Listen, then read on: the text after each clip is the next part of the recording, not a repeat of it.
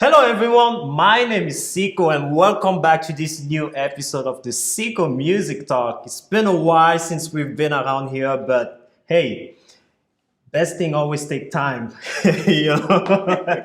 So today we have a tremendous singer here in the studio and her name is Miss Millie Edwards. So I can't wait to hear for her story, guys. So please buckle up. It's gonna be such a drive with you guys and we're gonna just throw a lot at you, and I hope you guys enjoy this new episode that we're bringing for you. So again, Millie Edwards in the studio. So how you doing today, Millie? I am doing great after listening to you. I am ready. Hey, you just sang, I am ready. You just sang something. You just like it made my heart pumped up. So that was amazing. That was I remember that Sunday, phenomenal Sunday. Like just stay in the backstage and hear you how you sing. There are very, very few musicians that can touch the heart, but you did it, and Thank you.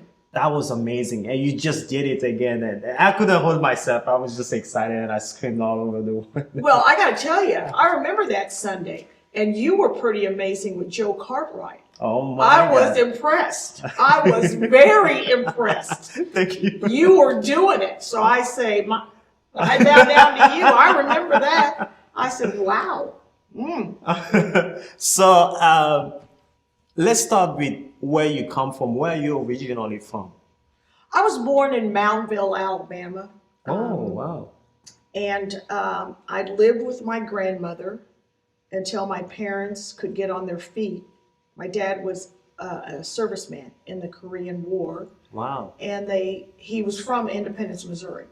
So when he married my mom, he took her to Independence, and they were going to start their life there. But they left me with my grandma in Moundville, Alabama. And my grandma had no running water, no electricity, an outhouse. Wow. And that's where I lived for a few years. And that was the best thing that ever happened to me, because I realized what was important, and I was taught a lot of life lessons, and I saw how she did so much with nothing, and I had the best life I could ever wish for. And I lived with her for a while, and then when they got on their feet, I moved to Independence, Missouri, grew up in Independence, went to college in Kansas, did my graduate work at Rockhurst.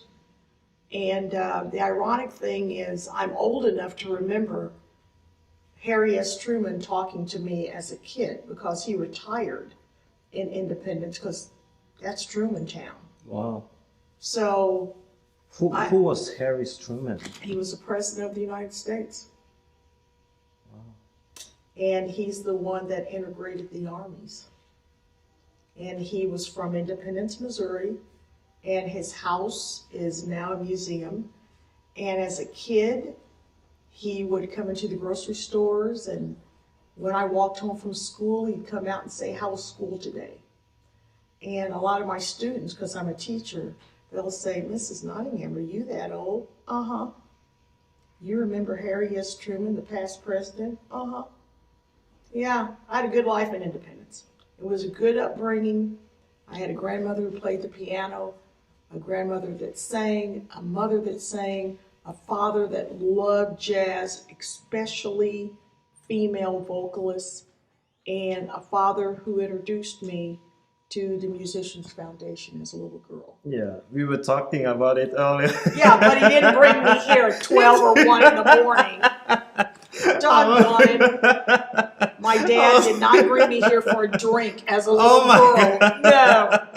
But he would bring me here for different, he'd say, he goes, let's go for a drive. And from Independence, Missouri, we'd drive here. And that's how I was introduced to the Musicians Foundation, by my dad. Yeah. And my dad taught me a lot about music late at night, listening to albums. But I was trained classically. I started playing piano at 4, started playing viola at 12. I was classically trained. I was in orchestras. I did recitals. I did musical competitions. So I received several scholarships to Ottawa. Wow. And one was for music. I was also a jock. So I got a scholarship when women didn't get a scholarship. I got a track scholarship. But I went to Ottawa and I was going to be a musical performer. And I got a scholarship for music. And I didn't start singing until I was 19. And I needed extra money. And that's when coffee houses were very popular. And I started doing coffee houses on campus. And I realized I enjoyed singing and that I didn't want to play in an orchestra and I did not want to be a pianist. I still wanted to play those instruments, but I wanted to sing.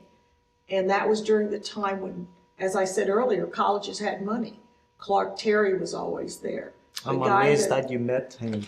Several times. In fact, we had him as a guest in Kansas City when I sat on the board for Kansas City Youth Jazz, which was started by Leon Brady. Oh, wow. We had Clark Terry here in Kansas City. A lot of people, and you can read this on the internet, and people always go, oh my gosh. I worked with Aaron Copland, an amazing American composer, but he was on our campus. And it was commonplace to have those kind of people there.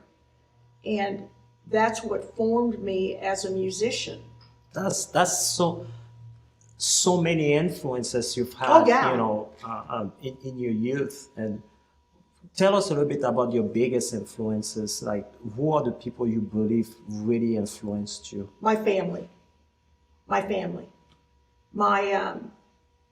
dad talked to me about music. My grandmother played piano. My mother and grandma sang. And being raised in the church, because I played piano in the church.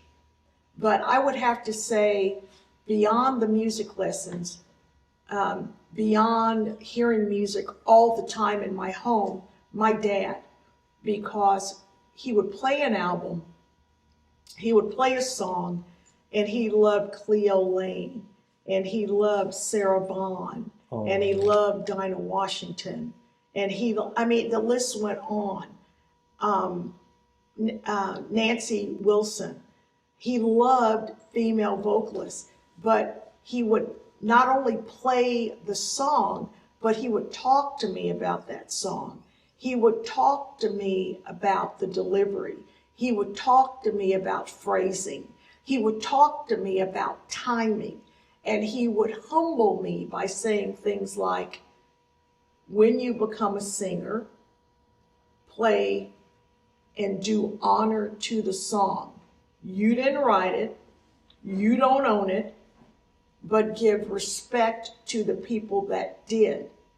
And don't become so complacent or comfortable in reveling in how great you think you are, because there's always somebody better. But my dad was the biggest influence, because he says music not only connects people, but it tells a story. And depending on how you sing that song and how you deliver it, that's how the story's going to be heard. Yeah. It's more than just the notes. It's more than the words. It's both together, and the delivery and the performance, and how you affect people, and how you honor what that composer was trying to say. So my dad was probably the biggest influence.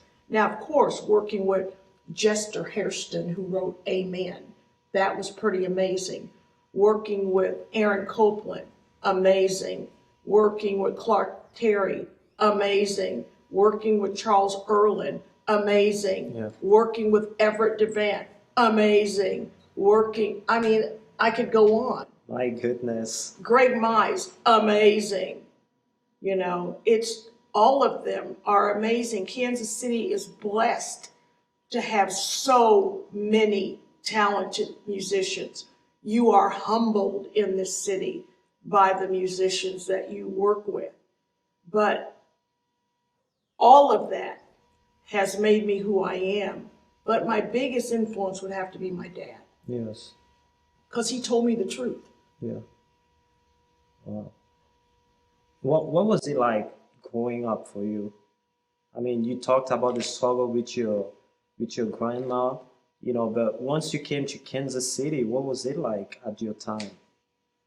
Well, one thing Dad always reminded me that I was a Black woman in America. And he made it very clear, no matter how successful you become, no matter how far you go, you are a Black woman in America. Now, with that said, our family was extremely diverse because my great-great-great-grandfather was white and fought in the Civil War. And he married a woman the color of my top. And they had 2 kids. And one of them was my dad's dad. So we learned early on about race, not only growing up in independence, but within the Black culture. Because within the Black culture, there is difficulty with light-skinned, dark-skinned people. And we had that difficulty in our family. So race was very much a part of my life. And growing up in Kansas City, you never escape it. And I knew that just from conversations with my dad. But my dad always said, you can be and do whatever you want to do. And it doesn't matter what people think of you or how they look at you, because you remain true to yourself. Yeah. So beyond my career in AT&T for 25 years, now I'm a teacher at MCC Penn Valley. I am very comfortable in my skin. And yes, I share those stories with my students. I marched in the 60s and the 70s and was proud to do so, and still do, and still give my kids extra credit when they participate in marches around Kansas City. Because regardless of what the political situation was then or now, people make the change. People make the difference. And by being involved and using your voice and speaking up, you can make a difference. And I sincerely believe that. And every bit of discrimination that we read about historically, and you're not going to be able to hide history. The truth is going to come out. It's always going to come out. I experience it every day. You wake up as a person of color wondering what's going to happen today. You travel around this country and in the world and you experience it. I'm no different. I'm Millie Edwards sitting here talking to you now, but I experienced discrimination, racial, sexual. My first promotion at AT&T, I was denied because I was a woman and I was of color. As a person of color, you learn to live with it and you figure out how you can achieve your goals and be successful. Yeah. So I love Kansas City. Kansas City is no different than any place else. My students will automatically say, well, I really don't want to go to the South, Mrs. Nottingham. It's really, you heard what they say about the South. The South is no different than any place else. It's everywhere. It's everywhere and you're not going to escape it. It's just how you deal with it. And if you're going to allow it to break you. Absolutely. And it's not, because it's a sign of ignorance. So yeah, I love Kansas City. And I experience good times and bad times. But I love Kansas City because of all the talent we have in Kansas City. It's got a great cost of living. We've got everything every place else has on a smaller scale.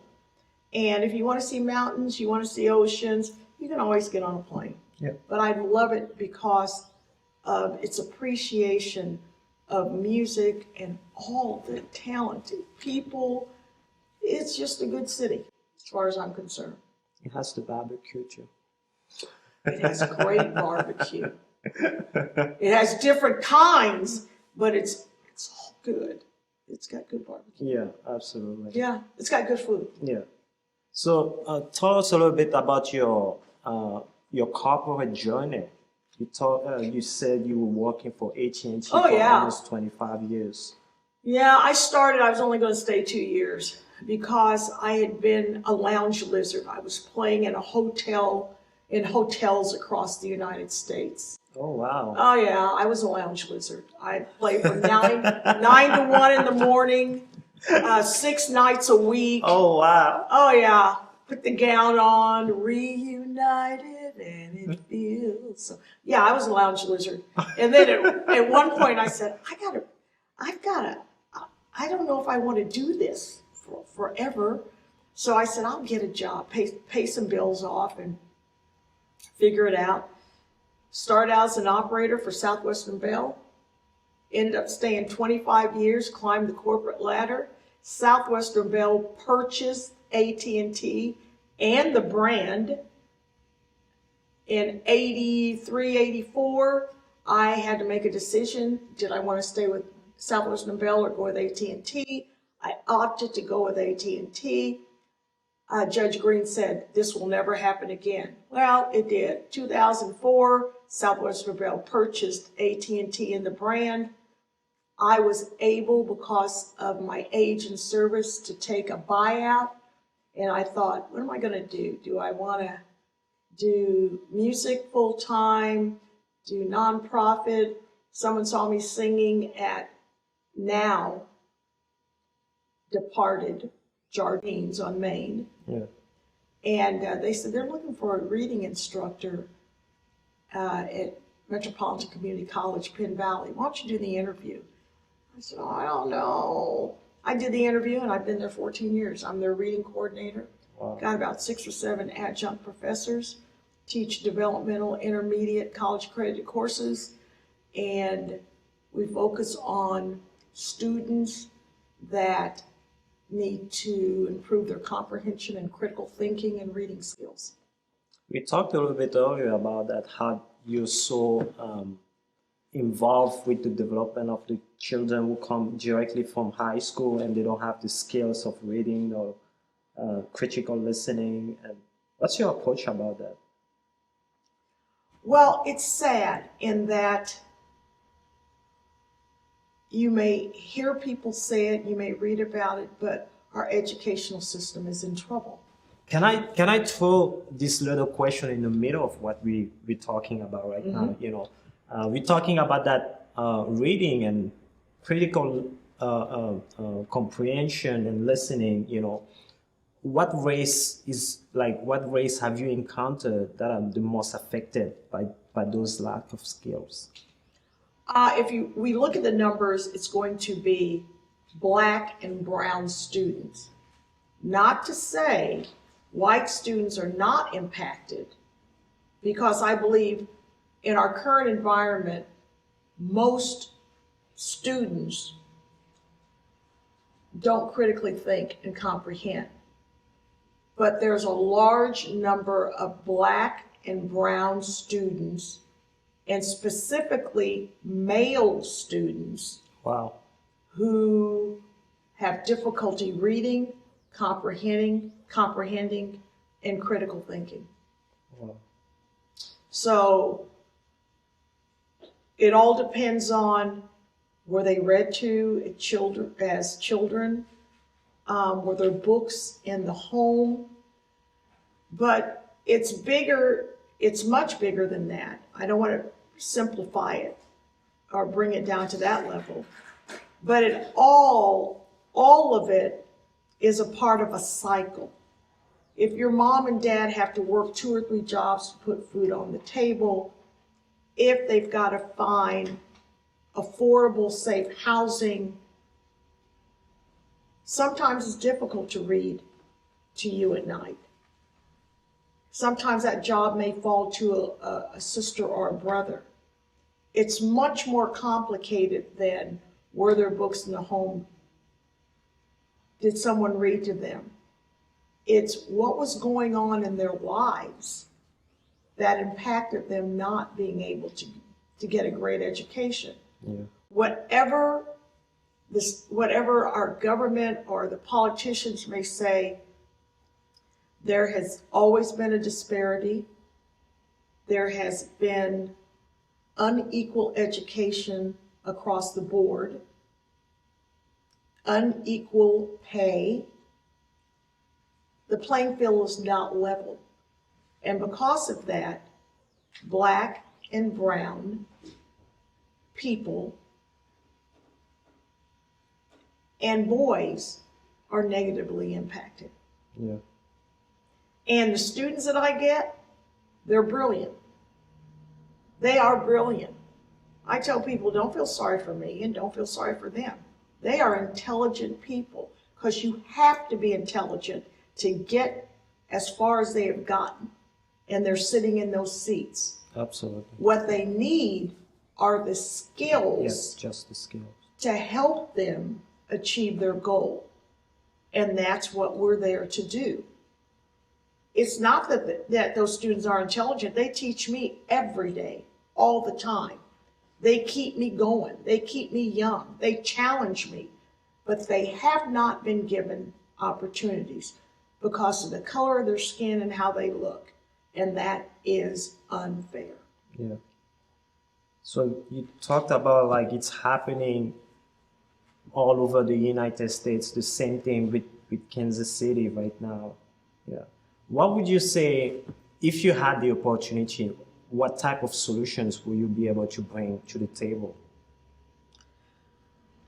If I had the power, if I had my way, as Linda Edwards has sung, if I had my way, I would first ask the question to those individuals that have billions of dollars and want to keep billions of dollars, how much is enough?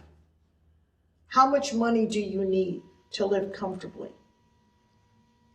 I have to ask wealthy people, how much do you need? Is it the money or the power? Because that money could be spent in neighborhoods. I know a lot of people in education, in fair payment for fair work. That money could change someone's lives, and people would say, well, this is what I had to do, and if I can do it, they can do it. Not necessarily, because everybody's situation is different. The playing field is not level. It never has been. So I would have to say, how much money is enough? Football players, do you really need $500 million? Jeff Bezos, do you really need the billions that we're giving you by purchasing products off Amazon? How much do you need? And why not look at the educational systems? Why not look at neighborhoods? Why not look at the homeless problem? Yes, it's about mental illness, but some of those homeless people would live in a shelter. They would take care of a place, a space. Why not look at the abandoned buildings across the nation and do something? Mm-hmm. Homelessness is at an all-time high. How much money is enough before you want to make a difference in your neighborhood and in people's lives? How much money do you need? And healthcare is a right for everyone. Yeah. Why not put some of that money aside to help everyone get healthcare and not trying to down somebody because they don't? How much money do you need to die comfortably? Because you can't take it with you. Yeah. I would ask people. I was taught to pay it forward. And I believe as a nation we have lost sight of paying it forward because we are responsible for each other. And it bothers me that people believe that they're not. Because crime is going to affect everybody, not just one neighborhood, everybody. The lack of education, we can't compete with the world. In Europe, they go to school year round.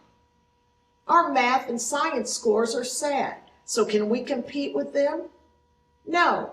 Everybody is affected. Quality is lowered, and everybody's affected. How do you know you're getting the best doctor? If you graduate out of the class of 100, you still are a doctor. Doctor, yeah.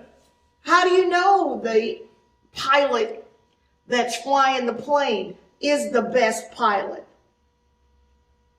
Everything is affected. And while politicians are fighting about power and redesigning districts and trying to take away people's voting rights because you lost an election, how much is enough? And how are you going to care for the people that need the help the most and make this country what we thought it was? If you're a color, you knew it never was. But are we going to fix it and make it better? Yeah. It's always amazing because I love one of the biggest reasons this podcast is happening is because I'm not from the US, and I don't understand the pain of, differences. I don't understand the pain of a lot of the culture up here, It's always amazing to hear perspectives, from you, from anybody else that I've been interviewing, and there are many more coming up, and I want to understand more and more, and not just for me, but also for the people, so Right. they can understand what's going on. We always see things very beautiful and amazing, but we don't know what's going on in the background. I always tell the students, I never thought I would grow up in the country I'm living in today. I never thought that. We're burning books. We're telling people, teachers, how to teach. The history of our country needs to be taught, not whitewashed. The truth needs to be told. I never thought I'd grow up in a country like this, where burning books is okay, and that you don't want to teach the real history of this country, because whether we believe it or not, we're living on stolen ground. The only people that were here first were Native Americans and Mexicans. Everybody else is an immigrant. Yeah. So if you're going to send somebody back, they would be the only ones that really were here first. And not one promise made was kept, and the ground was stolen. Yeah. And I still believe we're better than that. Yeah. Yeah. The educational industry is one of the least talked about. It's one of the least invested in. Right. And I was talking with a trumpet player the other day. He's a teacher, and he told me how much it's been neglected. And what would you propose? Because I've worked with so many musicians, and they told me how they came up with, and they told me how much, even in some schools, they don't have enough instruments for the students. What would you propose for that? If you had the opportunity to bring a solution about that. Well, as I shared, I sit on Leon Brady's board, Kansas City Youth Jazz. I currently sit on UMKC's board for Friends of Jazz. And I would ask parents to please get involved, to please go to those PTA meetings. Please be a parent. Please care about your student. Please participate in fundraising. Find out what that child needs in that school and focus on raising money for that. Yeah. It's going to have to be a grassroots effort. I hate to say it, but the people we elect are more concerned about power and their positions. It's going to have to be neighborhoods. It's going to have to be people that look like you and me. It's going to have to be everyday working people that sit down, look at what is needed in their schools, in their neighborhoods, and then get to work. Yeah. That's what's going to have to happen, because that's where the responsibility is falling. Schools don't have computers. Schools don't have equipment. Schools now are trying to make sure they have disinfectants and wipes and masks, and then they're being told you can't do this, you can't do that. And I honor everyone who is a teacher, who is trying to do the best they can, because they need help. And parents found that out. During the pandemic, when the kids had to stay home and they were responsible for them, many parents told me, I didn't realize what teachers did. I had no idea. Teaching is hard work. Healthcare, hard work. Every job is hard. Yep. The healthcare workers, the maintenance crews, the postal workers, they kept this country going. And I want them to be remembered. But, of course, people are fighting for power and positions. But again, mail deliverers, mailmen, mailwomen, healthcare workers, teachers, grocery stores, all of those people kept this country going. To what avail? It's everyday people that get the job done. Yeah. And if there's not anything in the schools, it's going to fall on the parents. Because as I told my students, you can look at movie stars, you can look at, athletes, but your mentors, your heroes should be everyday people in your life that are doing the right thing when no one's looking. Wow. That's what I believe. That's amazing. Millie, it's such a pleasure talking to you. I think we're gonna have you coming back here. There's so many questions we didn't even just brush off, and try to get to know you better. And it's amazing, your responses, your thought process, everything is amazing. I can just listen to you talking all day long.